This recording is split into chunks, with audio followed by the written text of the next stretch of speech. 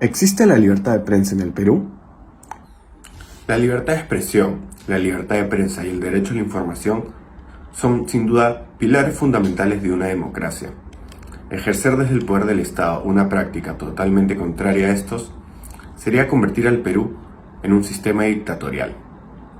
Según el artículo 2, inciso 4 de la Constitución vigente de 1993, en el Perú todos tenemos derecho a la libertad de información, opinión, expresión y difusión del pensamiento sin previa autorización o censura. Esto como parte de nuestros derechos fundamentales y se aplica tanto para el emisor de la información como para el receptor. Dentro de estos derechos fundamentales nos encontramos con la libertad de prensa, que consiste en el derecho a la libre opinión y a investigar e informar sobre los asuntos de interés público o nacional sin restricción alguna, además de no estar obligado, por ejemplo, a revelar tus fuentes. Sin embargo, en el Perú hace ya unos años vienen ocurriendo varios casos donde se atenta o golpea la libertad de prensa. Por ejemplo, vamos a presentar 3 casos que involucran a personalidades de la política peruana y que ejemplifican el actual contexto de fragilidad y peligro que vive la libertad de prensa y opinión en el país.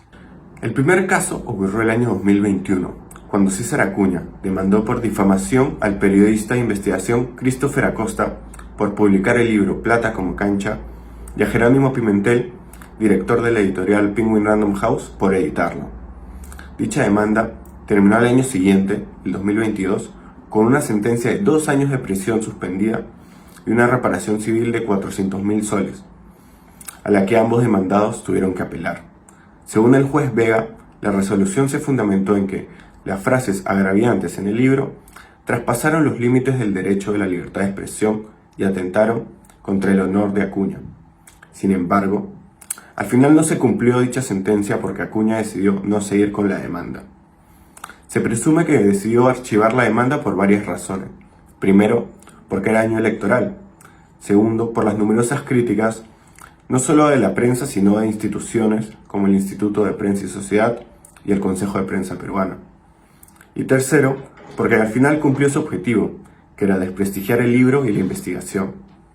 En este caso, se estaría atentando contra la libertad de prensa, ya que, como alegó el periodista Acosta en su defensa, en ningún momento difamó al político, ya que en su libro construyó una narrativa basada en fuentes, tanto de personas como de documentos oficiales, a los que cita y nombra en su obra.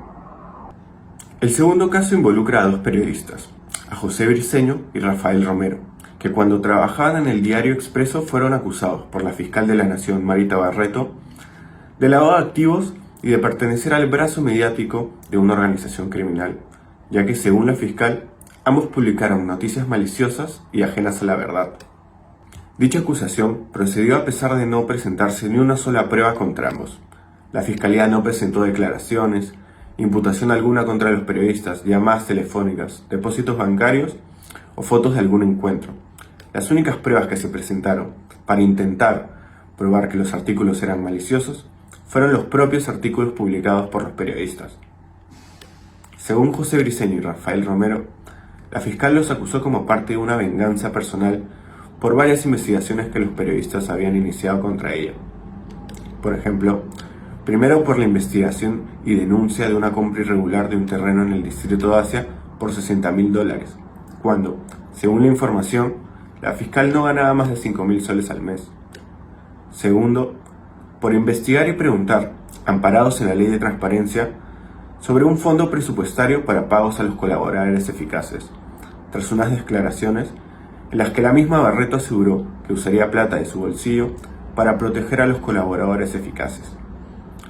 Y tercero, por denunciar el uso de un certificado médico presuntamente falso para justificar su licencia por salud e igualmente cobrar salario, cuando en realidad estaba trabajando en una universidad. Este caso, del que no se habla mucho a pesar de su gran importancia, es un caso muy relevante, porque significaría que en el Perú cualquier fiscal podría atentar contra la libertad de prensa sin las necesarias pruebas, por el simple hecho de ser investigado por el periodismo.